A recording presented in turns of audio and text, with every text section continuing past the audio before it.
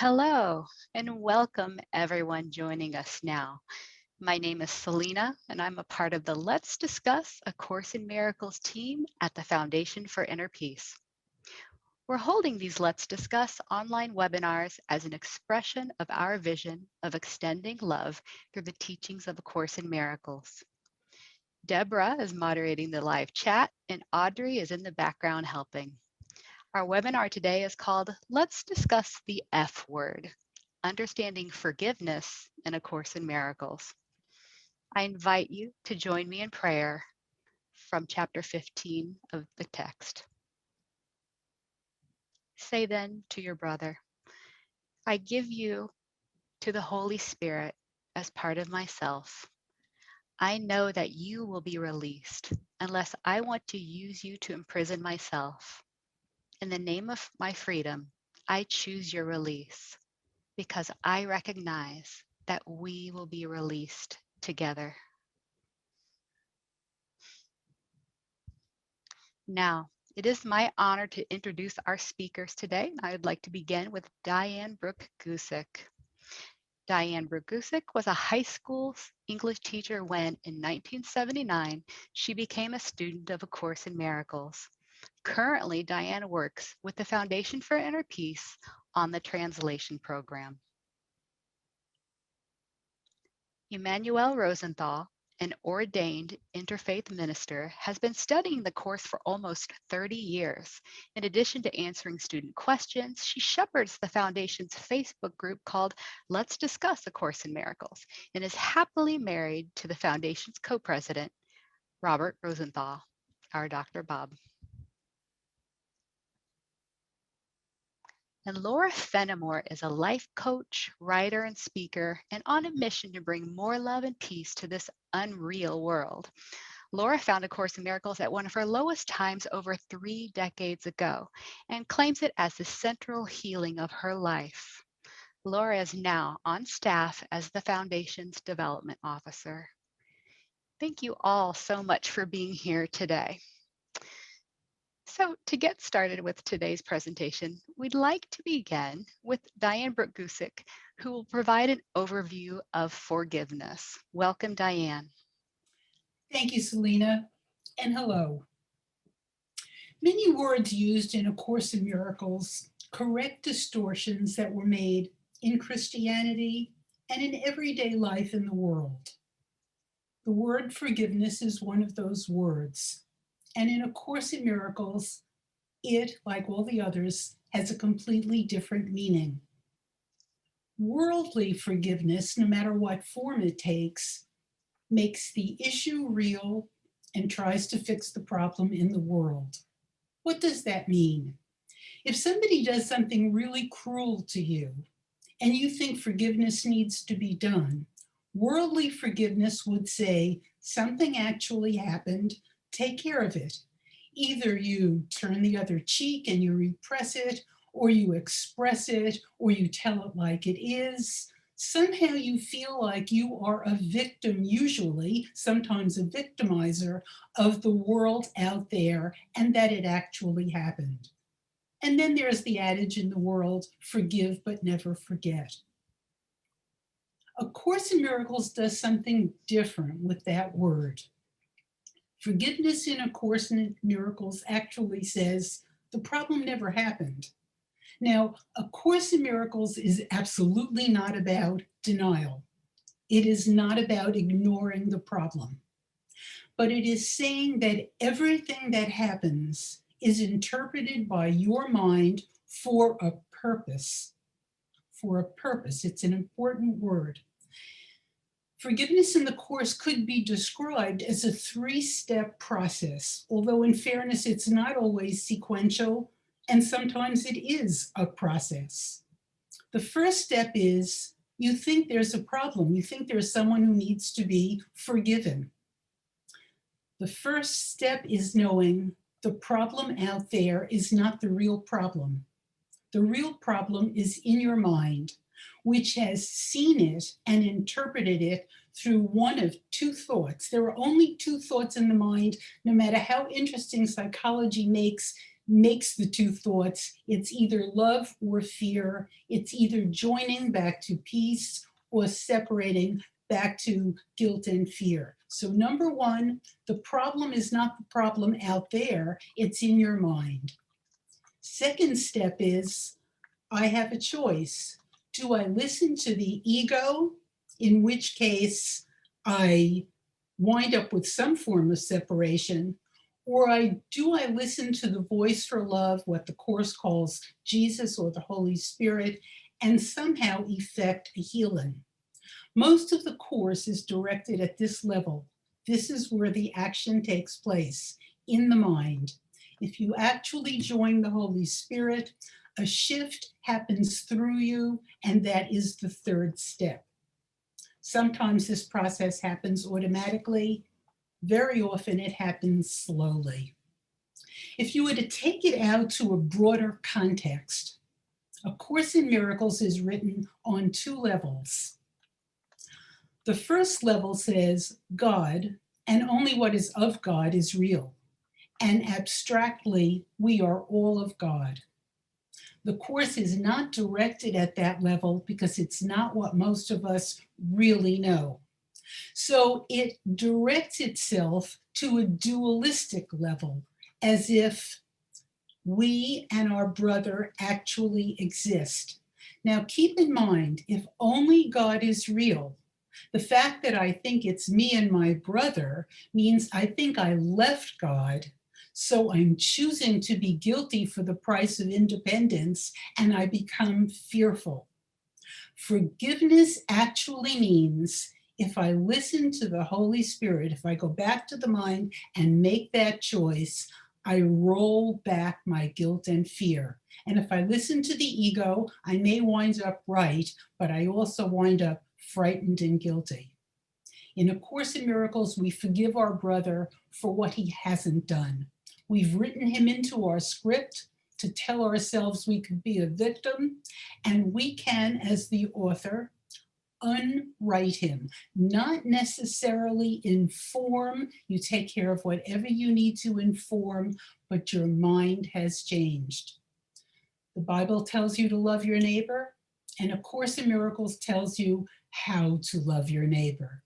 Forgive him and come back to the fact that we really are one. Selena?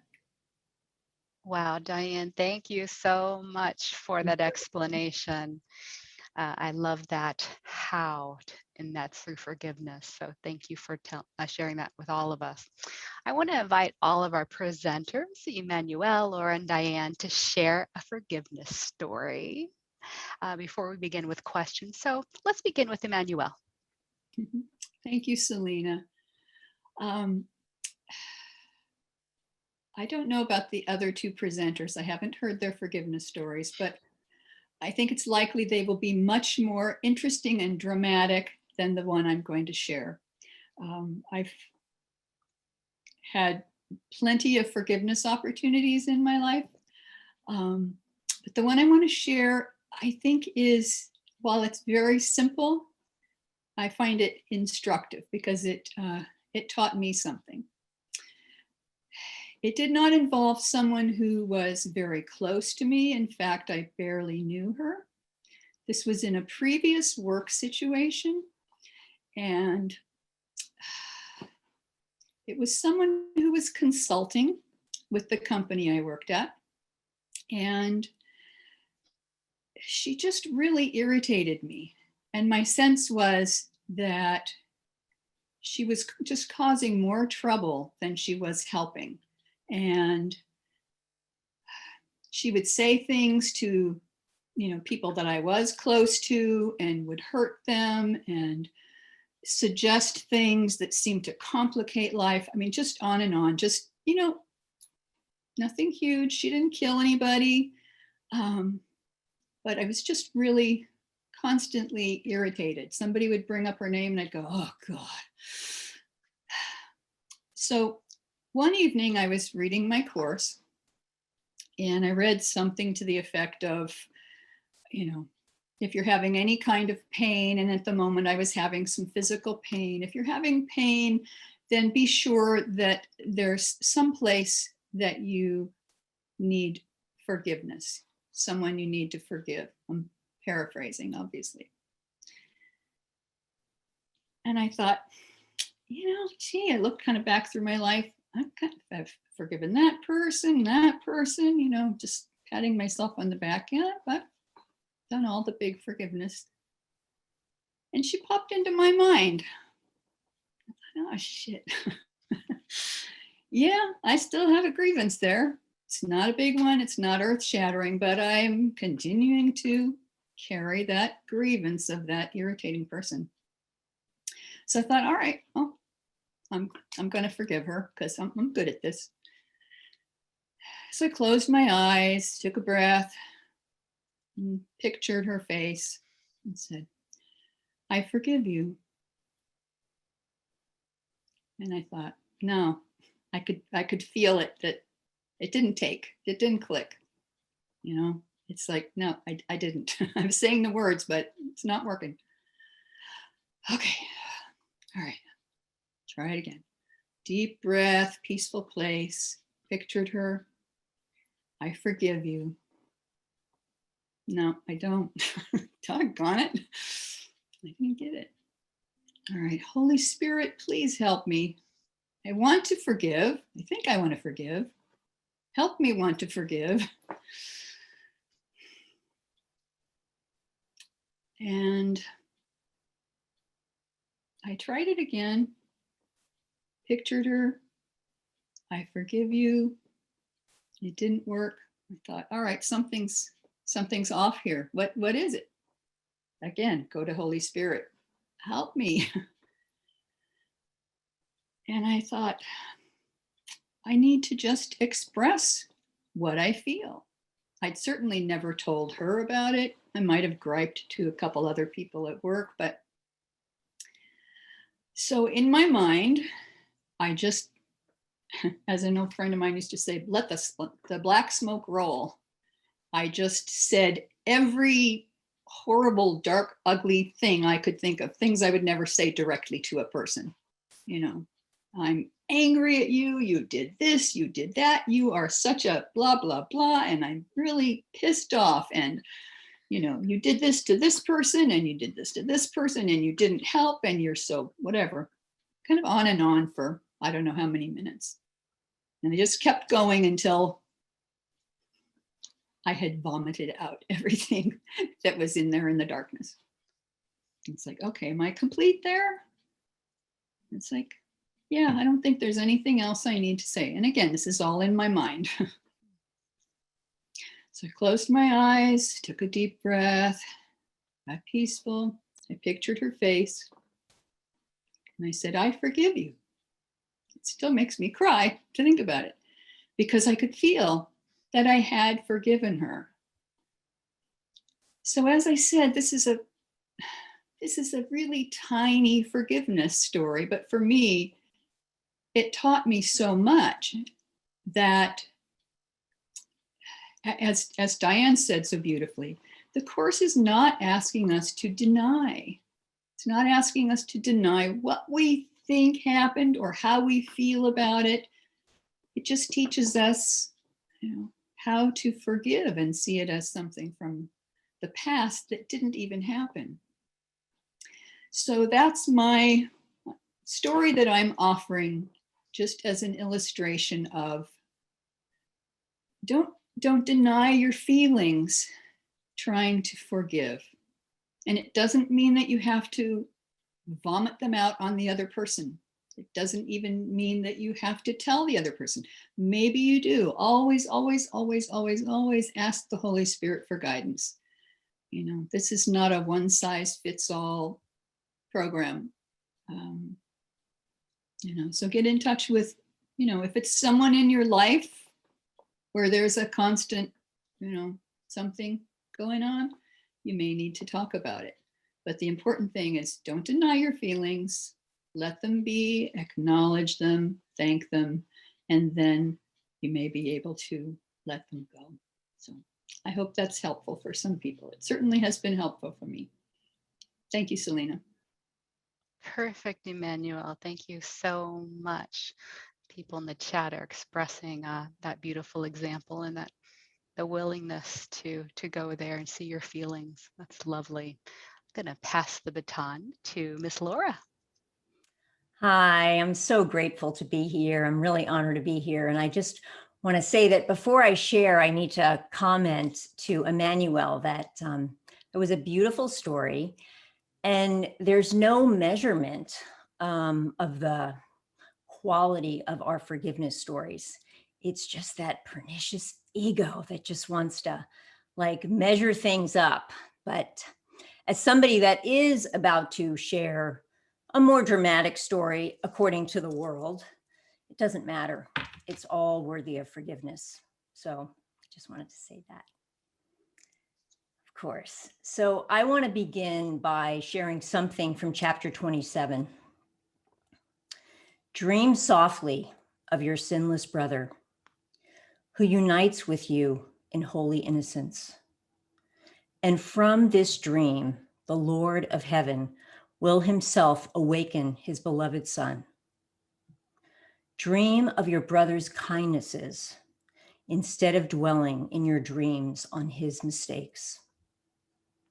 Select his thoughtfulness to dream about instead of counting up the hurts he gave. Forgive him his illusions and give thanks to him for all the helpfulness he gave. And do not brush aside his many gifts because he is not perfect in your dreams. He represents his Father, whom you see as offering both life and death to you. So if it weren't for the power of forgiveness, I would not be here speaking to you. I found A Course in Miracles at a crossroads in my life. I was newly clean and sober through 12-step programs, and I was in my mid-20s. And while I was working on the steps, I could not find a way out of the massive resentment and hatred that I had towards my father. Nor could I find a way to not feel like a victim to all that my father had done to me and my 7 other siblings. I went into foster care at age 11 because of my father's violent nature and what he did to me and all of my siblings. My father's sending one of us kids to the hospital or my mom was a constant weekly event. And in addition to threatening to kill us on a regular basis, his favorite line to say to his kids every day is, "You kids, I'm going to crucify you like Christ was crucified." So as a child, I was massively traumatized to look at crucifixions. And when I did, I would wail because I was so afraid to be crucified. So of course, Jesus describes us in the Course what the crucifixion symbolizes, which is to teach only love, for that is what we are. But in my mind, my father had ruined my life and was there with no relief and there was no relief from this pain and self-hatred. I was raised Catholic and came out loving God, but it just made no sense to me that there was God, but how could this have happened to me? So now I know and believe in the perfection of it all. So I just wanted to inflict pain on myself and thought about how I would end my life. And here I was wanting a way out, and my father was just living his life. So I kept hearing over and over again from people in 12-step and from consciousness groups back then that I had to forgive my father and to feel free. And it felt impossible because I believed that forgiving meant forgetting what had happened. And I also felt like it meant condoning his behavior and making my childhood okay. So this bitterness and contempt in actuality was just eating me up, and I was the one that was suicidal. So my father continued his violent behavior, and while I had no relationship with him from age 11 until his death, when I was in my early 30s, at his end, I did go see him. He was actually in a home, and he had Alzheimer's. And I had gone through so much to forgive him from the course's perspective, but I still needed to cry and scream at him. And even though he had Alzheimer's and was not really there, I know he was there because he wept when he listened to me. And so it was just this amazing experience that I think about a lot. I'm grateful that I had the opportunity to do that. So I learned through practicing the course that it was important to forgive myself first, as it was my father, and while it took me years to do it, it's never over. It's a daily practice and it's a daily process. And I say that it's an hourly process in my life, because every moment that I attack someone in my thoughts, it's an opportunity for love and forgiveness. And it's an opportunity to choose again. So A Course in Miracles broke me open when I heard that only love was real and learned that there was nothing to forgive because the world was not real. I felt home. I didn't understand what that meant, but I realized the depth of it and needed to go there because my way was not working. It was through those first years of practice that I found the foundation, met Judy, fell in love with her and the message of the course. And here I am 3 decades later.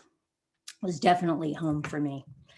So for those of you out there who are joining or listening to this webinar for the first time, or that you're going to listen to it later on and are confused or afraid that you'll never get what the course is trying to teach, or you'll never understand forgiveness, you're not alone. We're all there with you. You're in good company here. It's complex, but it's really simple, and you're really home here. So you don't have to be a theologian or a philosopher or the smartest person in the room to understand this incredible work. So it's just the ego calling you a fraud, and it just loves to do that.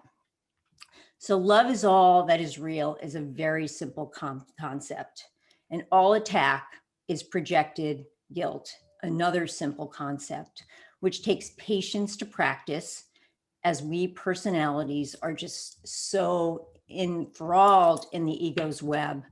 So I personally, again, want to thank all of the newer students of the course to the Foundation for Inner Peace, and let you know that I learned about the course in the late 80s. And while it has been a source of complete comfort and peace in my life, I still consider myself a beginner, because for me, being a beginner means that I'm committed to love and learning every day. And I have so much to learn. And the Holy Spirit has so much to teach me and all of us.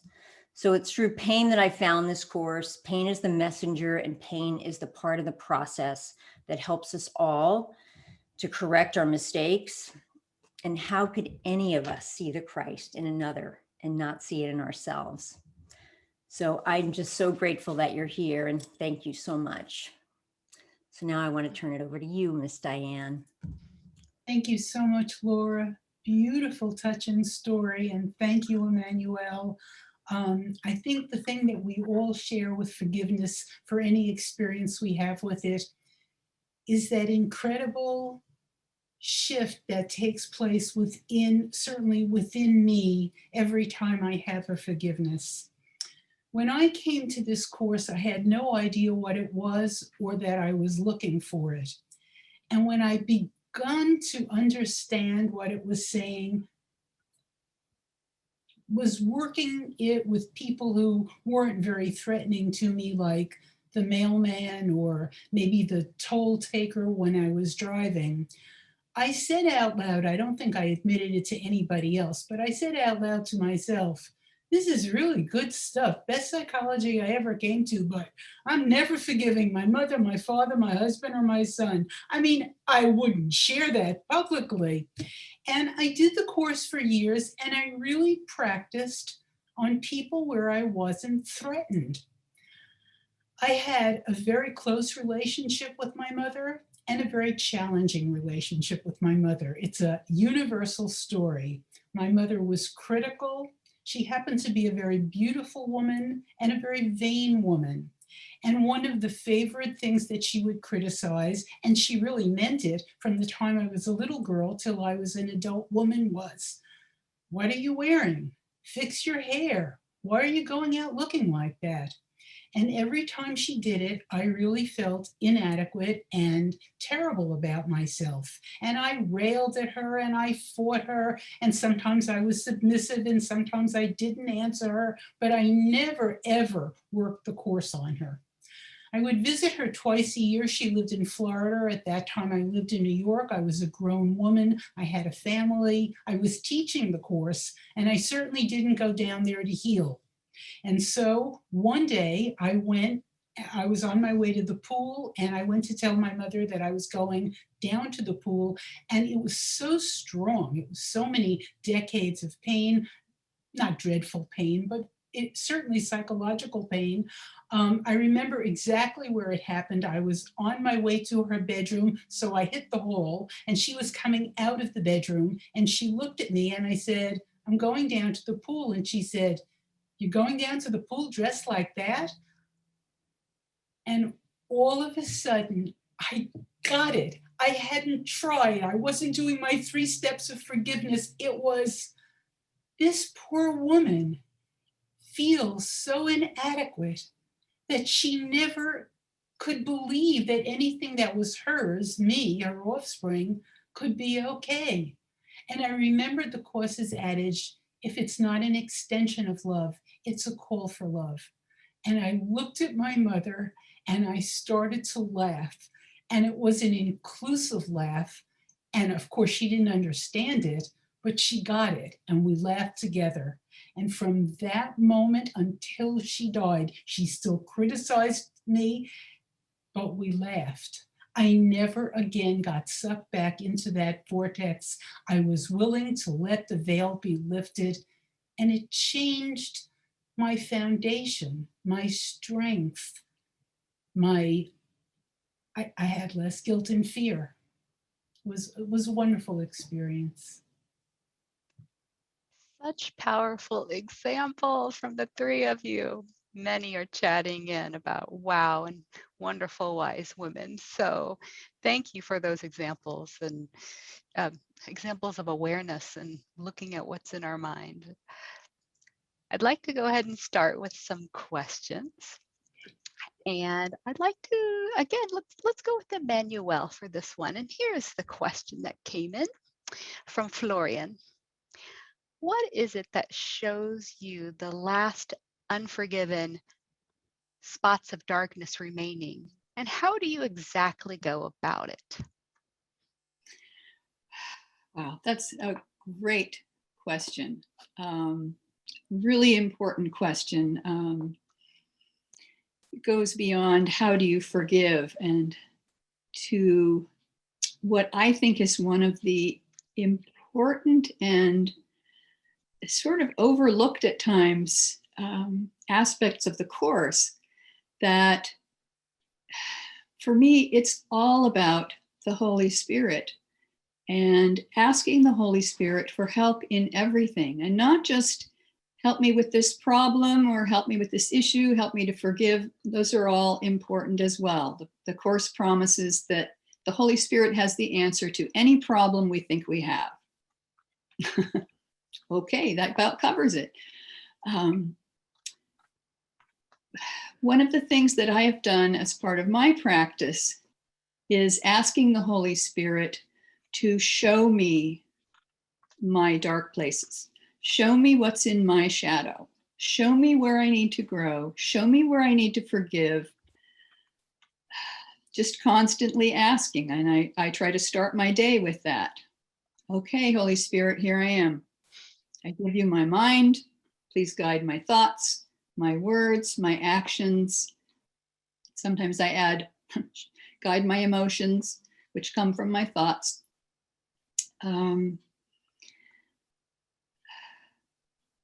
But it's that willingness and a sense of self-honesty, I believe, that for me really kicked up my course practice a notch or two.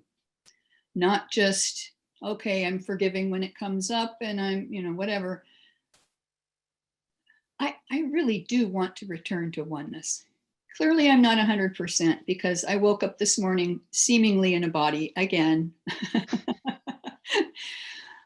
Much to my regret at times. Darn, still here. But more and more, my goal really is to return to God and to oneness. And I can see how very far I have to go, even though I'm already home with God within the dream. Part of me still wants to be here. So for me, I need to know where my guilt lies. Because as the Course teaches us over and over, it says, guilt is the source of all pain. Now that can be emotional pain, that can be physical pain. It says all pain. I've had fibromyalgia for years. So, I've experienced bodily pain. Again, much to my shame. Oh, you must be a terrible course student if you've got that. Whatever, I don't care. Show me where my guilt is. Show me where I haven't forgiven. And a lot of that is, where do I need to forgive myself? And I got to warn you, if you do that, Holy Spirit will show you. I've had moments of like, oh, why is this happening? It's like, well, you asked. You wanted to see, where the darkness is inside you. You've opened up, to have that shown. And there it is. I had an ugly attack thought, or, whatever it is. And so I'm forgetting the wording of the question, but I think that speaks to that, how do you, it's sort of like, how do you go deeper? And for me, that's, at least at this point in my journey, that's how I'm going deeper. And everyone in my world helps me with that. All the people that I love are very happy to help me see, where my shadow is, where I need to go deeper, open up that dark place so that the light can get in there. And I'm grateful for that, and grateful to the Holy Spirit. So that's probably going to be my answer to every question. Go to the Holy Spirit, ask for help. It's phenomenal to me how sometimes really, really detailed the help from Holy Spirit can be. I mean, I had some really rough weeks a while back, and I'd say, oh God, I really need some help. I'd open up the Course, and every time it was, your hope is not unfounded. Have hope. Okay, thank you. Just really specific sometimes. So that's my pitch. Go to the Holy Spirit for everything, and if you're willing, ask him to show you where else you need to grow. Thank you. A great reminder of willingness. I'd like to give it to Diane. I think another way that we look to see where our darkness is we just notice what's going on in us in reaction to everyday life. You usually don't have to go more than 10 minutes before something pops up that you either could see differently or you're in genuine peace. But usually something comes up to the point where, certainly in the beginning and sometimes on a bad day, you may not even want to do this 24/7. It's exhausting to change the way you think, but you know that there is a way to change it. And when something comes up, every time you do it, you feel lighter. So. Excellent. Thank you so much, Diane, for that. It all seems to line up in the way that we all need it. So we can be sure of that for sure. Here's a question from Hetel. I have easily forgiven most people in my life. Then why is it that I cannot forgive 2 people who didn't even hurt me as bad? I'm going to give that to Laura. Great. Thank you, Selena. What I was saying before to Emmanuelle about the nature of the ego who wants to measure how big something needs to be before it is forgiven or needs to be forgiven. And it's a very interesting question that I can't forgive these 2 people. And, it wasn't that big of a deal. But yet my mind just wants to spin around these 2 people and be fixated on that. And, I spent years, decades in therapy trying to figure out why I asked so many questions. I have a very curious mind, and I love that about myself, but I used it as a weapon. And it's just, God, again, the ego is it's just relentless. And like I said, I love the fact that I have curiosity, but I also know that trying to figure things out, including A Course in Miracles, it's very simple. And we could spend, decades trying to analyze every word so that we, beat ourselves up, but that doesn't work.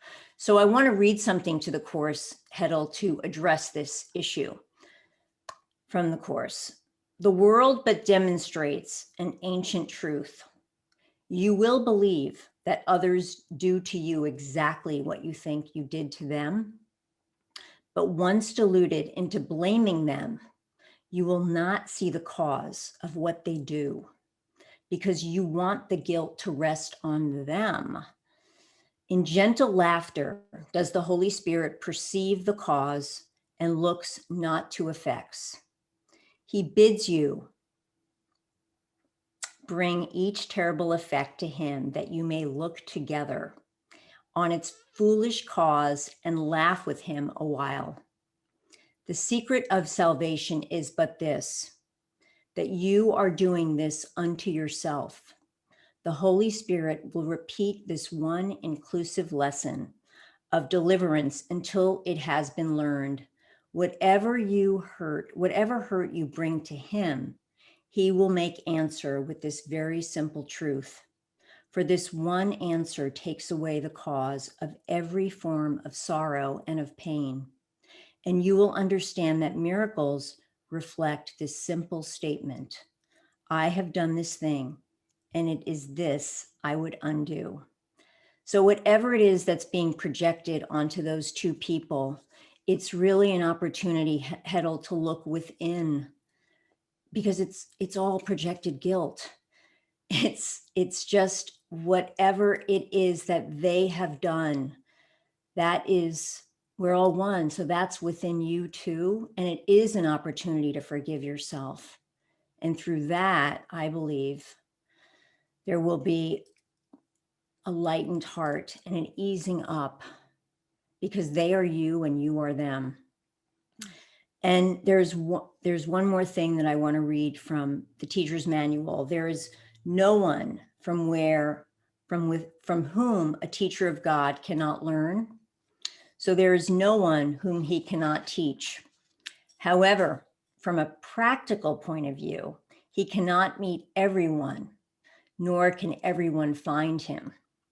Therefore, the plan includes very specific contacts to be made for each teacher of God. There are no accidents in salvation. Those who are to meet will meet because together they have the potential for a holy relationship. They are ready for each other. So prayer is a way of asking for something. It's the medium of miracles. And I just want to invite you to pray to see the truth in those two people and see the truth in yourself? Thanks for asking the question.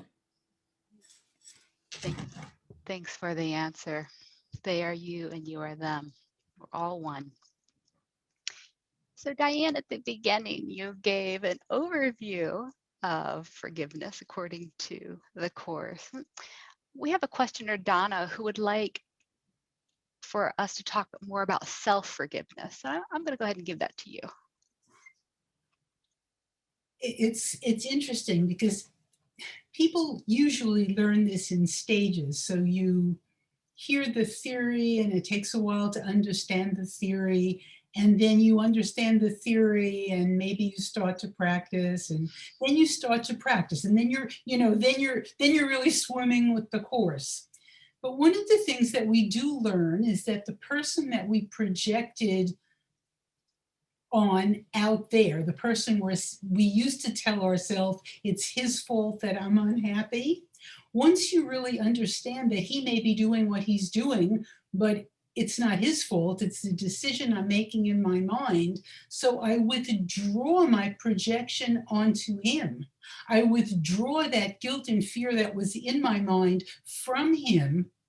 But the ego is a tricky little mind, and it quickly takes that guilt and fear and it says, okay, you don't want to dump it out there, dump it on yourself.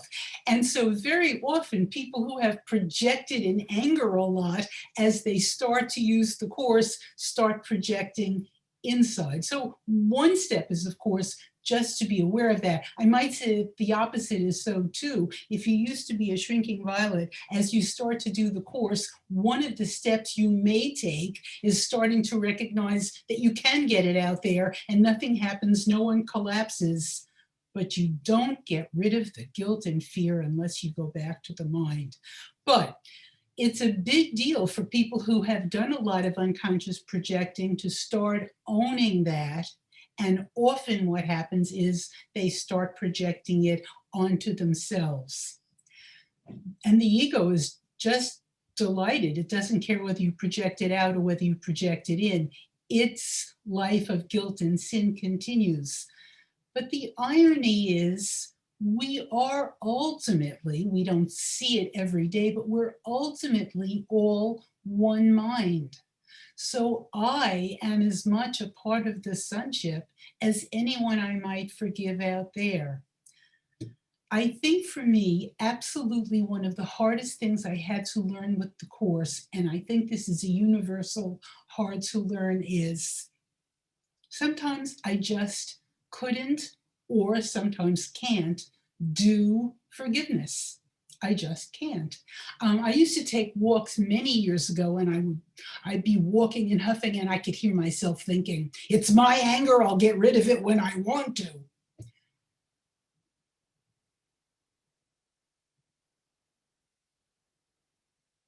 I absolutely forgot where I'm going with that. In terms of dumping it onto yourself, there is no one but wholeness, even though we can't see it. And I am, oh, I do remember now, thank you. I am as worthy of stepping back and seeing differently to release something I didn't do perfectly as is the next person. I could hear myself and still do sometimes, no, you did it wrong, and want to hold on to that because I've done the Course, read the Course for so many years, I should know better. Well, when I get frightened and my guilt and fear comes up, I don't know better. The process is not to deny that, to look at it, but the hard part is not to get guilty when you see you've made a mistake, because mistakes are made to be corrected. It is not a sin. It just says I'm too afraid to go forward right now, and I may be ready in 2 minutes. I just want to add to that and just thank you, Diane, for saying that and saying that. I mean, Jesus is so loving. It just that expansion, that breath of, I might not be able to do it now, but I recognize the fear. and there's another opportunity. Yeah. I mean, to me, it just, again, it's the opposite of what I was taught as a Catholic, that if you're a sinner and you're going to hell. So it's the opposite. And I just wanted to acknowledge that. Thank you. So good, both of you. Thank you. Wow. Tricky little ego. Awareness certainly is key. So here's a question that came in from Victoria. Are we working off karma each time we forgive the person? Seems like some relationships keep needing forgiveness day after day. Emmanuelle, what say you about this? Well, of course, the Course wouldn't say anything about karma. And some people will say the Course says there's no such thing as reincarnation. But if you read that section of the Manual for Teachers carefully, that's not what it's saying. It's saying there's no more meaning to many lifetimes in a body as there is one. Meaning, this is an illusion. It's a dream. We're not really here. There's not really a lifetime here. But since we are in the dream, within the dream, my personal belief is that I have been here many, many, many, many times. Slow learner, as they say. I keep coming back. So if you don't believe in reincarnation or karma, just, ignore what I'm saying. But if you do, as the questioner does, I think the Course is the perfect antidote to karma. What's karma? Karma is about what happened in the past, what bad things I did or whatever. And it's about forgiveness. So there you go. Forgiving the past, forgiving what we did in the past, forgiving what other people did in the past. That's the Course in a nutshell, I think. But I think what part of the question, the other part of the question, the second half, was about forgiving someone over and over. All right. So yes, indeed, that is really true. And so I have a couple things to say about that. One is that, of course, if somebody needs forgiving day after day, if an issue is coming up for us over and over, what a beautiful opportunity for us to take a look at. Well, where am I projecting? What's my shadow side? What's my part in this? And working with the Holy Spirit to forgive.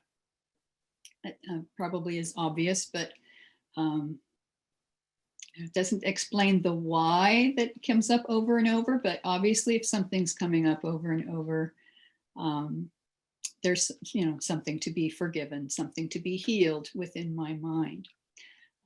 But I'd like to add something else that I think there's a lot of confusion I hear from people in the Course community about this issue.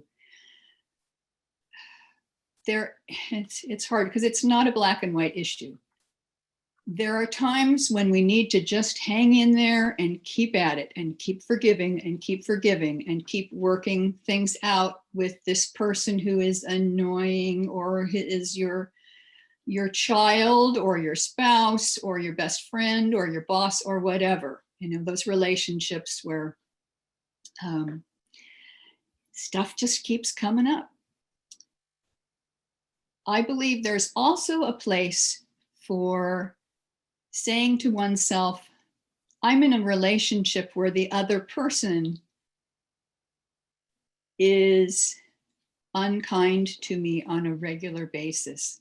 And again, this is not black and white. I can't say to you whether, you need to just hang in there another 20 years and keep working on forgiveness. That might be the perfect thing. Or I think there's a place for saying, the loving thing here is for me to take myself out of this equation, whether that's getting another job or taking some distance from the person, maybe getting a divorce. I've had so many people say, oh, it's so hard because, you know, I'm in this relationship and my partner keeps, you know, being cruel to me or hitting me, or, you know, even if it's just something small where it's clear that, okay, this sounds judgmental, but the other person is not doing their share of the relationship work. Here we are, good course students, we're really trying to look at our own issues and forgiving and taking it to the Holy Spirit and truly working it the best we can. And yet the problem keeps coming up. Maybe we try to express very carefully what the issue is, trying to speak to the partner about, you know, when you say this, this is how I feel. I'd, you know, like to work this through. And they say, you're so overly sensitive, or it's your fault because you did this or you did that, you know. And again, that might still be the relationship where you need to keep working it out, but that's for the Holy Spirit to decide. I had a relationship for 8 years that was just like that, which is why I feel so passionately about this.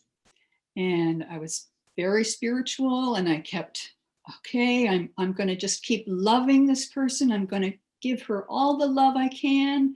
And at some point, she's going to realize what a beautiful person she is. And it's all going to work out and it'll be fine. And on the side, she'll probably be so grateful that I loved her enough that she could, you know, do healing or whatever. But nothing changed. It just continued day after day after day. It was incredibly painful. You know, I'd hear the car in the driveway and I would be, oh God, did I leave anything left undone? Are there crumbs on the counter? Did I, you know, trying to make sure that, you know, I didn't do anything wrong so that I'm going to get yelled at. For me, that was a case where the loving thing for both of us was for me to say, I can't do this anymore. We have the power of decision and choice. And maybe the best way to describe it is, if I choose to stay in a relationship where someone is, I'll use the word abusive. Again, I know that's a judgment word, but if you're in it, it's a good descriptor. If I choose to stay, I'm making a choice saying, this is what I deserve. And for me, that's part of what the Course is speaking to when it talks about going to our darker places. What are our secret beliefs about ourselves? And for me, you know, it's not, you know, sometimes, okay, I get mad at someone because they're always late. And I have to realize, oh, I'm always late. Okay, I'm projecting that. I'm projecting anger, or I'm projecting whatever. Sometimes it's that sort of thing. But sometimes the projection is a deep, deep, sometimes unknown inner belief of, I don't really deserve love, or I deserve to be yelled at. And remember, the Course was brought to 2 psychologists. The Course is not anti-psychology in any way, shape, or form. So for me, that's part of the deep inner work of, what are my secret beliefs about myself? And that's where the Holy Spirit, when I ask, helps them to come to the surface so that I can see them and heal them. And for me, part of that is realizing, I no longer believe that I deserve to be mistreated, disrespected, abused, whatever. And the more I uncover those beliefs and let them out and heal them, interesting, the less I get those responses from the people in the outside world, in my dream. I hope that makes sense, and I hope I haven't confused anybody. if I have, feel free to write to me, Emmanuelle at acim.org. As I said, I feel passionately about this, but I hear so many course students say, well, I'm just going to hang in there and keep forgiving. And that, again, that may be the right thing for you. It may not. But you know. Thank you. Thanks, Emmanuelle. Thank you. So this next question, I know the three of you shared forgiveness stories at the beginning, but here's a question that comes in from Deborah, who asked, what has been your most difficult forgiveness situation? Laura, you shared such a powerful example. Is there anything you would like to say to expand on that, or share another example?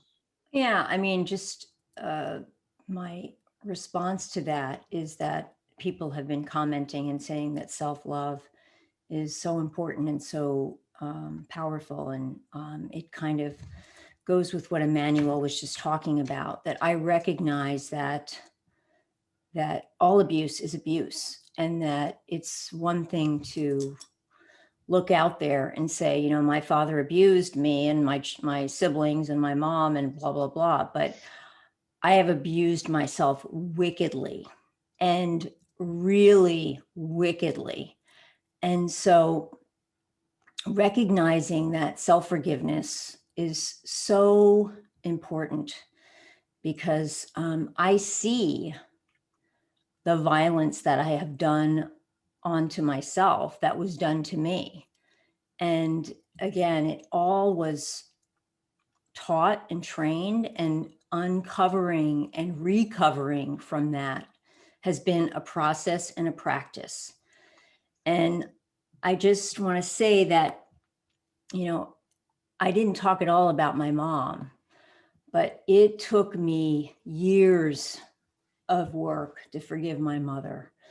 I didn't speak to my mother for years because I was full of rage for how she allowed us kids to stay with our father, how she abandoned me when I went into foster care.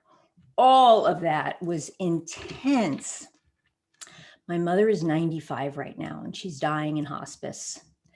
And my mother, who was just so supportive of me in these last 20 years of my life. I mean, it took me years and decades to make peace with her. But I've been her primary caretaker, just purely out of love and honor of her and respect, because I came full circle. I saw what she went through, and I have nothing but compassion for my mother at this point. But it's tricky because I had to say goodbye to her on Monday, and I was in New York, and I had to say goodbye to her because I was coming back here. And my mother, who does not usually impose guilt, in her final words to me were, "How could you leave me?" And it was just ironic, how ironic that after being there for 7 weeks, you know, I know that my mother knows who I am, not in her body form anymore, but she does know who I am. So what an opportunity for me to forgive myself and to forgive my mother for doing that. And, you know, it's just an opportunity. Again, the way that I process stuff is I write, I pray, and I ask. I ask for a corrected mind. I ask to see myself and my mother differently. I ask for a healing, and I ask every day to not be so attached to her body, because I still am. And, you know, I mean, there's a lot of things that I'm attached to, and that's just the truth. So, you know, everything is an opportunity, and thank God that I have this forum and this foundation to remind me of what the truth is. So thank you. Thank you. I'm going to give it to Emmanuelle. I just wanted to add, a coda to what I said previously, and thank you, Laura, that was really beautiful. That you can still forgive someone if you decide to take distance from them. I should have added that, that in those cases where we decide it's an act of love for me to separate from this situation, you can still forgive the person from somewhere else. But you're just choosing not to let them continue to hurt you. So that's all. I just wanted to add that. Thank you. So glad you did, Emmanuelle. Thank you. Both you and Laura gave great examples about opportunities to continue to ask for help. Let's go ahead and let's take this question from Anne. Why is it such a challenge to be in a state of forgiveness all the time? Diane, how can you help us out with that? Why not? Just piece of cake. Just read the course and be in a state of forgiveness. I've taught the course for a lot of years, and it's almost a pattern that a certain percentage of people come in and begin to understand what the course is saying, and they are so happy. This is the best thing that happened to them since ice cream, and they love everybody. Hello, I love you. And they're absolutely in massive denial about genuine reactions that are going on. We are so identified with this body, with being a body, with carrying an umbrella when it rains, euphemistically. We are so, even more so, attached to our psychological story, the patterns that we've carried around for eons, on a most unconscious level. And one of the things about the course is it says it would like to teach us to make the unconscious conscious. On an unconscious level, we can't feel good about ourselves, no matter how good our exterior defenses are. We are, in coming to this world and dreaming ourselves into a body with various relationships, often some of which have hurt us in our mind, we have to be filled with a maybe not obvious guilt and fear. To be filled with guilt and fear, no matter how wonderful you look on the outside, means that you're filled with guilt and fear. Well, what of? Well, at a psychological level, you might have guilt and fears about things in the world. I go to Emmanuelle's story. If someone is not treating you well, you feel fearful that they're going to hurt you again. And at some level, they feel guilty because at some level, they know they're doing it. This course is only against two things: increasing our guilt and fear and increasing the fear of somebody else. But at a whole other level, at the level of heaven, at the level of God, at the level of truth, we are, for the most part, not in touch with how guilty we feel at leaving God's heaven and dreaming this world, and we are absolutely terrified of God's revenge. Usually what that looks like is, on a subtle level or not, we're terrified of something that could happen in the world. So when you say, why is it so difficult to remain awake all of the time? We have enormous resistance. I used to do a fun exercise. I can't get any feedback from the audience right now, but I've done it with lots of different groups and nobody has ever volunteered. I used to say, this is very special. We have a dispensation tonight only. Everyone who's come here to study this course can just rise up into heaven. You can't call home. You can't finish any unfinished business with anybody else. But at the end of this class, we rise into heaven. Are there any volunteers? I never got a one. We have enormous resistance, and that's why, and I think for me, it's one of the words that kept me as a course student, why the course is so gentle. Be gentle with yourself, but be accountable, be honest, notice your reactions. Dear goodness, be willing to do one, willing to see it differently a day. That would be huge.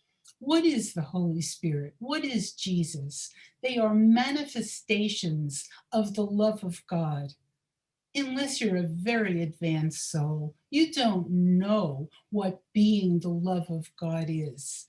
Be gentle, be honest, step back into that love. And stepping back into that love means, at least for a moment, I put down my insistence that this go the way I want, and I'm open to how I might heal my mind.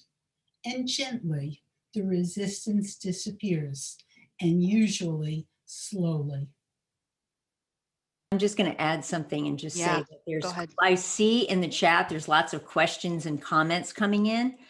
And I just want to invite people to the Course in Miracles Foundation for Inner Peace. Let's discuss A Course in Miracles. We're going to talk about that at the end. But just want to say that there is that Facebook group for all the people that are here that might have questions that don't get answered.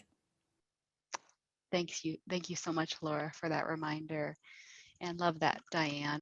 Addressing the resistance, it's so much out of our awareness, and also a reminder to be kind to ourselves. So very important.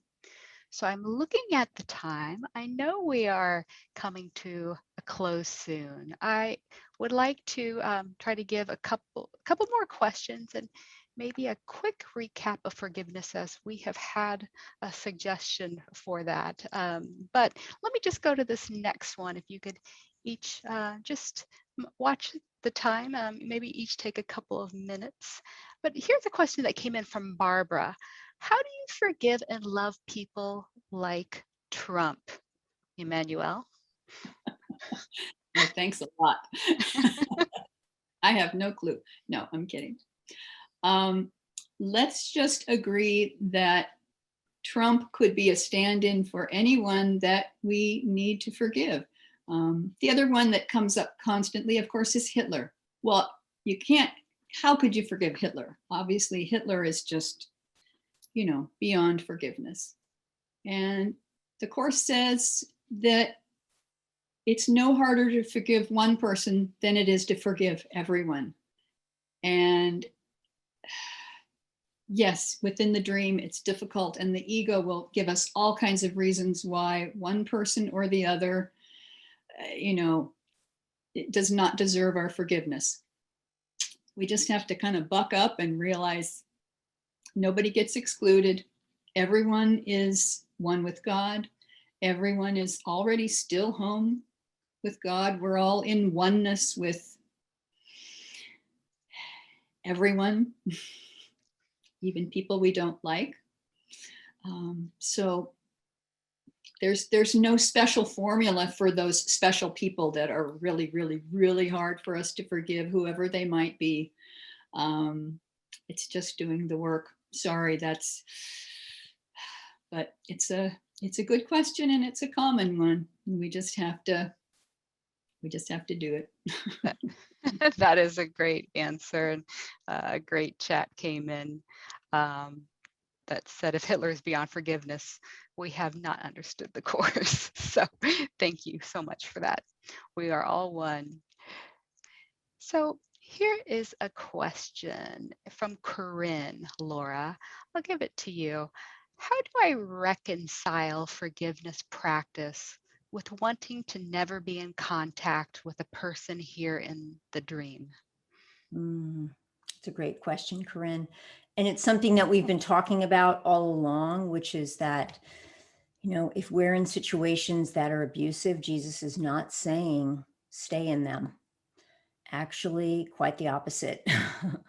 We are invited to extend love and forgive that person that may be our blood relative, but to potentially walk away I know for me personally, I had a sister who was mentally ill and borderline personality disorder and very, very abusive, took on the embodiment of my dad's rage. And I didn't speak to her for the last 5 years of her life. I divorced her and I made it, and it was the healthiest thing for me to do. It was self-preservation. So I had to forgive myself and forgive her. And on her deathbed, I asked to see her and she said no. And I had to forgive that because that was her choice. And, I just know that sometimes walking away is the holiest, healthiest, most loving thing that we can do. Thanks. Great answer. That's how we are guided. Absolutely. Thank you so much for that. Simone questions this. What should one do when they can't access love for a very close family member, like love for a parent or a child? How to forgive this? Diane, I'll ask you. Somebody who's so close to you. The Course does say that there are no accidents and that our assignments are in front of us. So there could be no accident that you are in a family situation with someone so close that you can't access the love initially. Don't confuse also form with content. You don't have to want to spend time with someone. Form. You don't have to necessarily want to spend time with someone in order to step back and ask how you might see them differently. If you can really reduce everything to either a person is extending love or calling for love. Or if you can remember that the only thing you are ever saying is, I see your holiness, or what? You're part of the sonship? Don't make me laugh. That is the only conversation that is ever going on. I see your holiness, or you are not part of the sonship. If you can remember that and gently notice those times that you choose to tell yourself that that person is not part of the sonship, and then ask for help in forgiving yourself that you are so frightened in that moment that you are afraid to let God's love come in. Do not try to force yourself to love. Do not pretend. Well, you can pretend, but it's just behavior. And the Course is not about behavior. Go back to your mind, be gentle with yourself, and know if you have a lifetime assignment, you have a wonderful opportunity. Don't hurry. Be patient. Thank you so much. Being patient. We are doing our best. I thank you all so much for this. It is just about time. And as we go out, I would just like to open the space and for any of our presenters to talk, just briefly summarize or give a step about forgiveness according to A Course in Miracles. At the beginning, Diane gave a beautiful overview of forgiveness, but if you wouldn't mind, if one of you or all of you would like to say something about forgiveness in the Course. I'd like to just read one of my favorite forgiveness quotes from the Course. To forgive is to remember only the loving thoughts you gave in the past and those that were given you. Forgiveness is a selective remembering based not on your selection. And another one is to forgive is to overlook. So it doesn't cover it all, but I love that. It's all about what we choose to remember. Thanks. Thank you. Diane. Helpful to me is to ask myself, what is my purpose? And sometimes I'm embarrassed. I can see that my purpose isn't a nice one, and that's okay too. Noticing that helps me release it. So what is my purpose helps a lot. Wow, that's great. I really like that. I just want to say that this is a prayer that I go to often. I must have decided wrongly because I am not at peace. I made the decision myself, but I can also decide otherwise. I want to decide otherwise because I want to be at peace. I do not feel guilty because the Holy Spirit will undo all the consequences of my wrong decision if I will let Him. I choose to let Him by allowing to decide for God, for me. So this course doesn't suggest that we deny the world. Rather, it really invites us to remember the truth. And the truth is that we all are love. And I just really appreciate all of my co-panelists. Oh my God, I love you guys. And Selena, thank you so much. Deborah Thank and Audrey. Oh, thank you all so much, Emmanuelle, Laura, Diane, and the entire team. And I'd like to thank our audience today for joining us. And for those of you who are on social media, please note our social media links in the chat, including our Facebook group called Let's Discuss A Course in Miracles, to continue this conversation on forgiveness. Also, we are so excited to announce Miracle Voices, and this is a new podcast series on forgiveness. It's a podcast hosted by Judith Scutch-Whitson and course student Matt McCabe. So listen to the first 4 podcasts, I believe, could still be 3, but almost 4 podcasts at miraclevoices.org. We are going to put that URL in the chat. We'll be adding new podcasts each month and look forward to having you as a listener. For those of you who use Amazon.com, you can support the foundation by signing up for Amazon Smile. In this way, a portion of your purchase is automatically donated to the Foundation for Inner Peace, and we thank you for your support. We appreciate all of your generous donations and contributions to the Foundation for Inner Peace, and we honor your presence here. Thank you again. Our next Let's Discuss ACIM webinar will be announced for April. Take good care and blessings.